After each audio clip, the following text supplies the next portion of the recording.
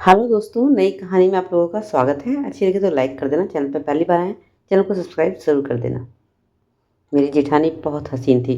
उसे देखकर कोई भी मर्द दीवाना हो जाता। एक दिन आधी रात मेरी अचानक आंख खुली तो देखा मेरा पति मेरे पास नहीं था। जब मैं बाहर गई तो उसे अपनी जेठानी के कमरे से निकलते देखा। मैं चुपचाप कमरे में जाकर सो गई। दूसरे दिन भी यही हुआ। मैंने जेठानी के कमरे में कैमरा लगा दिया। दूसरे दिन जब रिकॉर्डिंग देखी तो मैं बेहोश होकर गिर गई, क्योंकि मेरा पति तो जेठानी की खून भरी चादर। मेरी शादी को अभी 4 महीने हुए थे। इस दौरान मैंने अपने पति रवि में बहुत बदलाव महसूस किया। वह ज़्यादा ही अपनी भाभी की बातों को सुनता था। छोटे छोटे फैसले पर वह अपनी भाभी से बातें करता था और मेरी बड़ी से बड़ी बात भी वो ध्यान नहीं देता था। मुझे कभी कोई काम होता तो उसे नज़र ही नहीं आता। अब तो मुझे ये लगने लगा था कि ये रिश्ता सिर्फ देवर भाभी का नहीं है, दोनों के बीच इससे भी ज़्यादा कुछ है। मेरी जेठानी थी भी बहुत खूबसूरत। कोई भी मर्द उसे देखे तो उसे पर फिदा हो जाए। मुझे उसकी खूबसूरती से डर लगता था। मुझे यकीन हो गया था मेरा पति अपनी भाभी की खूबसूरती की वजह से उनसे दूरी नहीं बना पा रहा है। एक दिन सुबह जब मैं उठी तो देखा कि रवि अपनी भाभी के कमरे से निकल रहा था और मुझे देखते ही घबरा गया और सीधे कमरे में जाकर बाथरूम में घुस गया। मैं समझ गई थी कि सुबह सुबह रवि अपनी भाभी के साथ क्या करके बाथरूम में नहाने घुसा है। उस टाइम मुझे बहुत गुस्सा आ रहा था और मैंने बाहर खड़े खड़े चिल्ला कर कहा, मेरी ज़िंदगी क्यों बर्बाद की। मैं आज अपने मायके जा रही हूँ। मेरी बात सुनते ही उन्होंने दरवाज़ा खोला और एक ज़ोरदार थप्पड़ मुझे लगा दिया और मेरा गुस्सा 7वें आसमान पर चढ़ गया। मैंने भी रवि को एक थप्पड़ दे मारा। रवि ने मेरे हाथों को पकड़ लिया और मुझे खींचते हुए बेड पर ले जाकर पटक दिया और बोला कि अगर तुम अब की बार इस तरह से चिल्लाई या कुछ भी ऐसा कहा तो मुझसे बुरा कोई नहीं होगा। मैं कुछ कहती इससे पहले रवि ने अलमारी से अपने कपड़े निकाले और बाहर चला गया। मैं बिस्तर पर पड़ी रही, लेकिन मेरी जेठानी मुझे देखने तक नहीं आई। रवि सुबह का नाश्ता किए बगैर ही बाहर घर से निकल गया था। 1 घंटे बाद मैंने भी अपना सामान पैक किया और मायके लेके निकल पड़ी। मेरा इस तरह घर छोड़कर जाने की खबर रवि को भी पता चल चुकी थी और रवि मुझे लगातार कॉल कर रहा था, लेकिन मैंने उसकी कॉल रिसीव नहीं की और घर पहुंचते ही मैंने अपना फ़ोन भी बंद कर दिया और अपनी माँ को सारी बातें बताकर रोने लगी। माँ कहने लगी, तुमने बिल्कुल सही किया, आज यहाँ आ गई।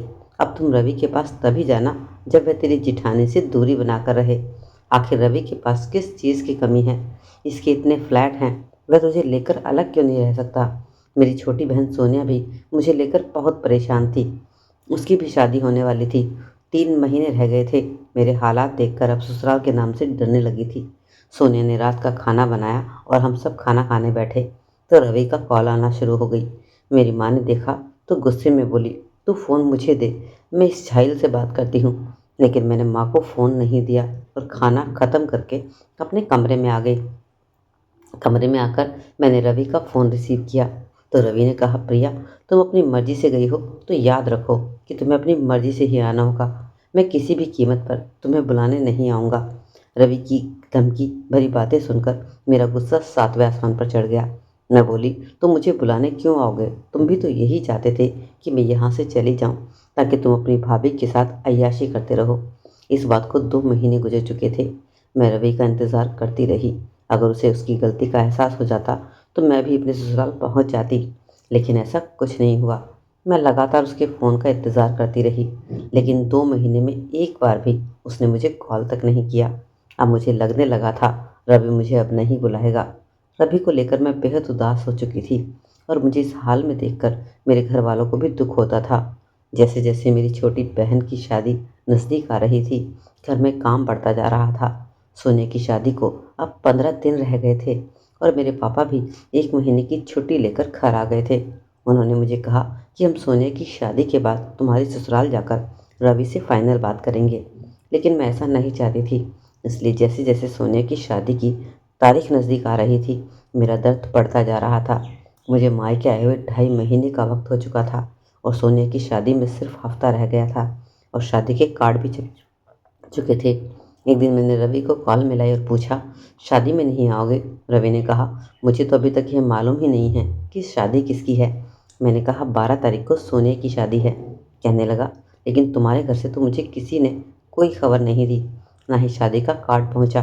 मैंने कहा, तुम इस घर के दामाद हो, तुम्हें तो बिना कार्ड के ही शादी में पहुंचना चाहिए। तुम्हारे घर वाले मुझे दामाद समझते तो ज़रूर हैं, मगर लेकिन ना तो तुम्हारे पापा ने मुझे कॉल की और ना ही तुम्हारी माँ ने। मैंने कहा, मैं तुमसे कह रही हूँ, क्या इतना काफ़ी नहीं है? इस पर रवि ने कहा, ठीक है, मैं शादी वाले दिन पहुँच जाऊँगा। शादी की सुबह उठकर मैंने लाल रंग का सूट पहन ली। यह सूट मुझे रवि ने ही गिफ्ट किया था। मुझे उम्मीद थी कि रवि दोपहर तक आ जाएगा और बारात के जाने के बाद उस रात यहीं रुकना पड़ेगा। जब रात भर मेरे साथ रहेगा तो उसका दिमाग ठिकाने आ जाएगा। मैंने सुबह फिर से रवि को फ़ोन लगा दिया, लेकिन इसका कोई जवाब नहीं आया।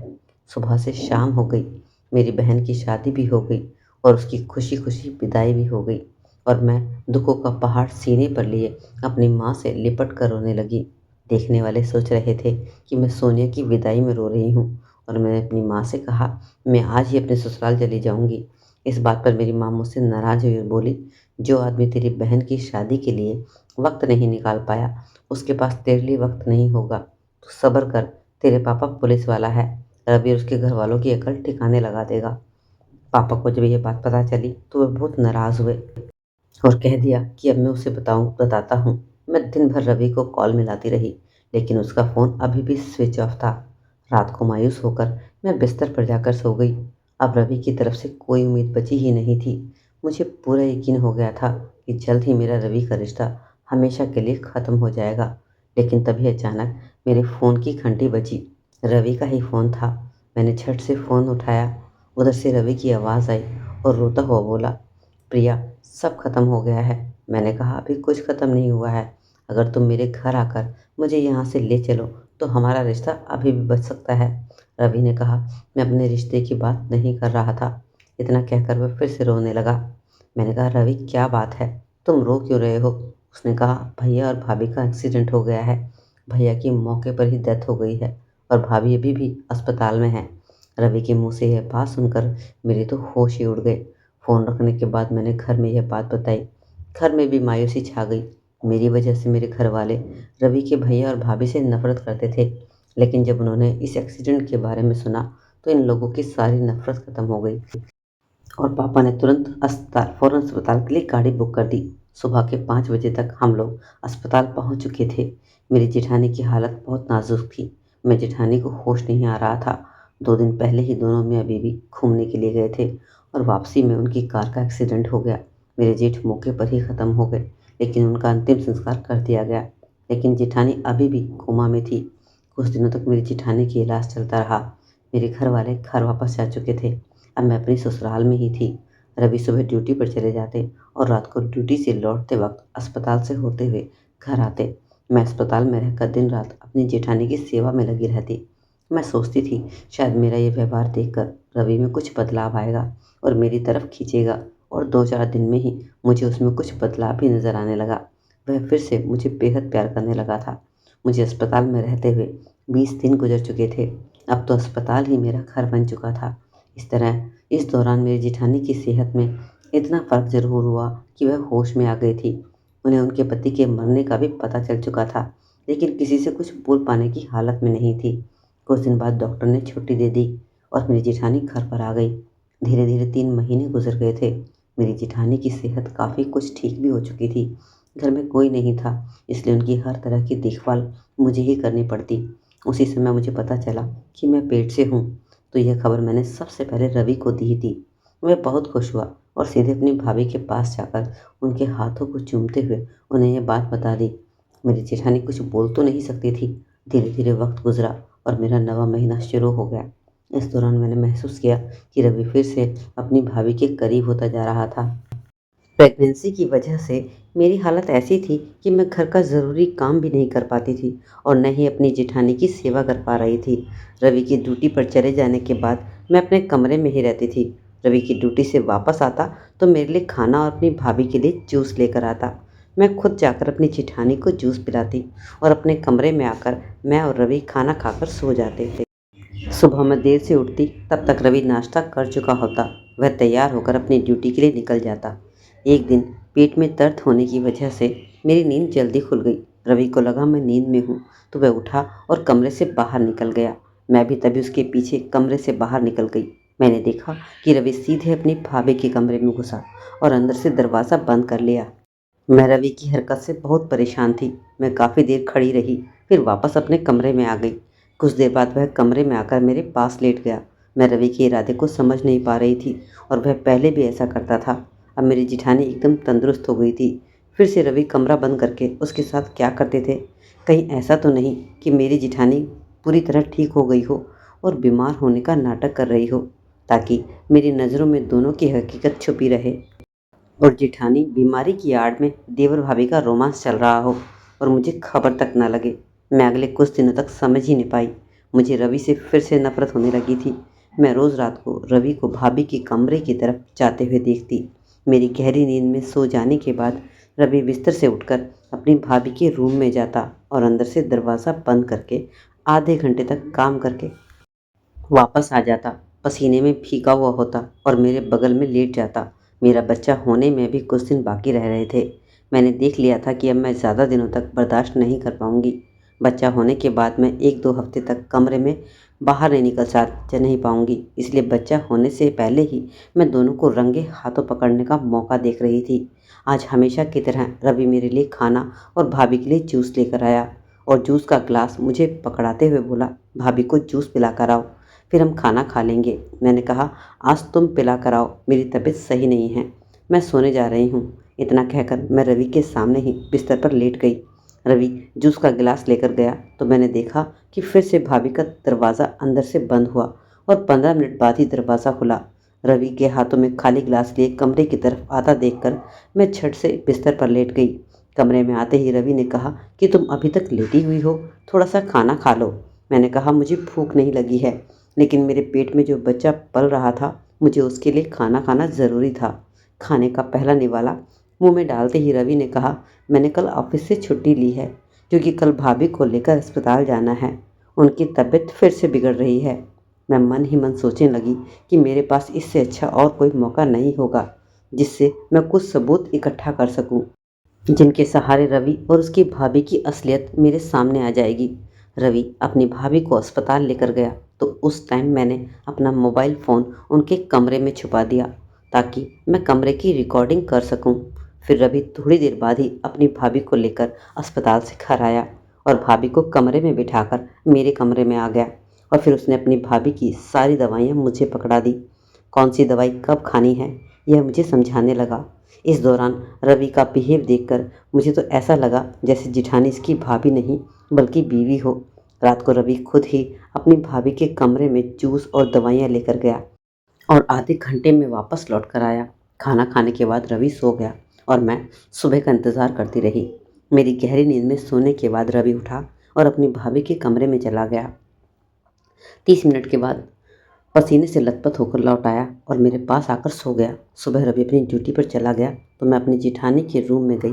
वह सो रही थी। मैंने वहाँ से कैमरा हटा दिया और अपने कमरे में आकर मोबाइल पर कल तक की रिकॉर्डिंग देखनी शुरू की तो मेरे होश ही उड़ गए। मैंने देखा रवि अपनी भाभी के कमरे में गया, उन्हें गोद में उठाकर नीचे फर्श पर बैठाया और भाभी की गंदी चादर को उठाकर उसने एक तरफ रख दिया और फिर उसने उस गंदी चादर की जगह साफ चादर को बिछा दिया। फिर चादर को कमरे के बाथरूम में ले जाकर धोने लगा और फिर उसने चादर को कमरे की खिड़की पर सूखने के लिए टांग दिया। फिर उसने अपनी भाभी की सलवार उतारकर उसे भी धोया, साफ कपड़े पहना दिए और गंदे कपड़े को बाथरूम में ले जाकर धोने लगा। इस रिकॉर्डिंग को देखने के बाद मेरा रूटीन यही हो गया था कि मैं जैसे ही रवि अपनी ड्यूटी पर निकलता कैमरा छुपा देती और अपने मोबाइल में रिकॉर्डिंग देखने बैठ जाती और हर बार मुझे वही रिपीट रूटीन नज़र आती। मैं अपनी भाभी के कमरे में उनके साथ जो करता था यह तो एक पति कर सकता था या कोई बेटा ही अपनी माँ के लिए ऐसी देखभाल कर सकता था। एक दिन अचानक मेरी तबीयत खराब हुई और मैं अस्पताल में दाखिल हो गई। 2 दिन बाद ही मैंने खूबसूरत से बेटे को जन्म दिया और कुछ दिनों में अपने बेटे को लेकर घर आ गई। मेरी माँ मेरे ससुराल आ गई थी। एक दिन मैंने अपनी माँ को रवि और उसकी भाभी वाली वीडियो दिखाई तो उसने अपने माथे पर हाथ रख लिया और मुझसे बोली, तुम बहुत नादान हो, यह देवर भाभी वाला प्यार नहीं है, बल्कि कोई पति ही ऐसा कर सकता है। माँ कहने लगी, मैं तो आज ही इस घर से निकल रही हूँ, कुछ दिनों बाद तुम भी घर आ जाना, मैं तुझे अब और यहाँ नहीं रहने दूंगी। जैसे ही मेरा बेटा 1 महीने का हुआ मेरी जिठानी की तबीयत बिगड़ी और अगले ही दिन अस्पताल में उनकी मौत हो गई। जिठानी की मौत से रवि बिल्कुल टूट गया था। ऐसा लग रहा था जैसे रवि की सगी माँ की डेथ हो गई हो। कुछ दिनों बाद एक दिन मैंने रवि के मूड देखकर उससे पूछ ही लिया। मैंने कहा, रवि, अब तो भाभी इस दुनिया में नहीं है और मैं जानती हूँ कि तुम उनसे बेपनाह प्यार करते थे। इतना प्यार तो कोई बेटा भी अपनी माँ से नहीं करता। तुम उनके गंदे कपड़े अपने हाथों से धोते थे। आखिर रवि मेरी तरफ देखा और गहरी सांस ली और थोड़ी देर खामोशी के बाद बोला, मैं और मेरे भाई ने बचपन में बहुत ही सहा है। मेरी सगी माँ बचपन में ही मर गई थी और मेरे पापा दूसरी शादी कर ली थी। मेरे पापा की मौत के बाद मेरी सौतेली माँ ने मेरे पापा की पूरी प्रॉपर्टी हड़प ली और हमें दर दर की ठोकरें खाने पर मजबूर कर दिया। मेरे भैया ने मजदूरी करके मुझे पढ़ाया लिखाया। फिर मेरे भैया ने भाभी से शादी की, जो अपने माँ बाप की इकलौती बेटी थी। भाभी के माँ बाप भी भाभी को अकेला छोड़कर इस दुनिया से जा चुके थे। भाभी के पास जो कुछ भी था उन्होंने मेरे भैया के हवाले कर दिया और उन्होंने मेरी माँ की तरह मेरी परवरिश की। मैं अपनी सगी माँ को नहीं देखा था, लेकिन भाभी ने सगी माँ की कमी को पूरा कर दिया था। 4 साल पहले मुझे टाइफाइड हो गया था और कई हफ्तों तक मैं बिस्तर पर पड़ा था। इस दौरान मेरा ख्याल मेरी भाभी ने ही रखा था। अगर कोई दूसरी औरत होती तो मेरे गंदे कपड़े को हाथ नहीं लगाती, लेकिन भाभी ने अपने बेटे की तरह गंदे बिस्तर साफ करके मेरे कपड़ों को धोती। उन्हीं की देखभाल की वजह से ही मैं मौत के मुंह से वापस आ गया। लेकिन मेरे देखभाल में इतनी ताकत नहीं थी, इसलिए मैं अपनी भाभी को बचा नहीं सका। इतना कहकर रवि मेरे कंधे पर सर रखकर रोने लगा। उसकी हालत देखकर मुझे भी रोना आ गया। साथ ही रवि को लेकर मेरी दूसरी गलतफहमियां भी दूर हो गई। मैं खुद को बहुत खुशनसीब समझने लगी कि मुझे रवि जैसा पति मिला है। मैंने अपनी माँ को फ़ोन मिलाया। बोली, माँ, मैं मायके नहीं आऊँगी। अपनी माँ को सारी बात बता दी, जिसे सुनकर मेरी माँ की आंखों में भी आंसू आ गए। तो दोस्तों, शक इंसान को कहीं का नहीं छोड़ता। कई बार हम कुछ बातों को गलत समझ बैठते हैं, उनके पीछे की वजह बिल्कुल अलग होती है। इसलिए सिर्फ शक की बुनियाद पर ही आखिरी फैसला तक पहुंचना हमारी बेवकूफ़ी साबित होती है। तो दोस्तों, एक छोटी सी कहानी आपको कैसी लगी? इस कहानी से आपको क्या सीखने को मिला? अपनी राय जरूर कमेंट सेक्शन में दीजिएगा। मिलते हैं एक नई कहानी के साथ अगले वीडियो में। तब तक के लिए अपना ख्याल रखिए। Take care, bye bye.